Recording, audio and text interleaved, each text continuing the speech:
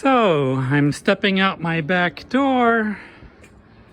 You can see that the daffodils are starting to bloom.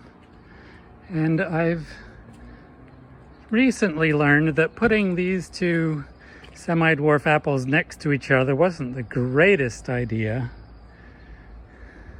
because their roots will try to avoid each other. There's some daffodils and there's a raised bed that's going to get some vegetables. And out in the middle of the rain garden are a couple of American persimmons. I learned this winter that we should be able to graft some Asian persimmon onto the American persimmon, which will give me a variety of persimmons, since the American persimmons aren't as tasty.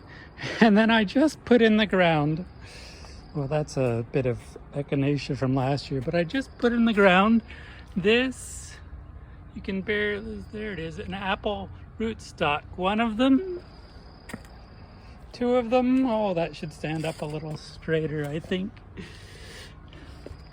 Three of them. And that's my line of apple hedge. And I'm gonna put some hazelnuts in there with them, and I'll have a hedge of apples and hazelnuts. And this is the peach tree getting ready to bloom, and here's the cherry, which is gonna have some blossoms. And there's another apple over there behind the greenhouse, but the fourth new apple went in out here because I didn't have anywhere to put it. And since I've got a McIntosh and a Liberty and a Honeycrisp, I'm going to graft some of those onto each of those. But that's what my garden looks like right now. And that's Greg and Juji's house, and that's my house.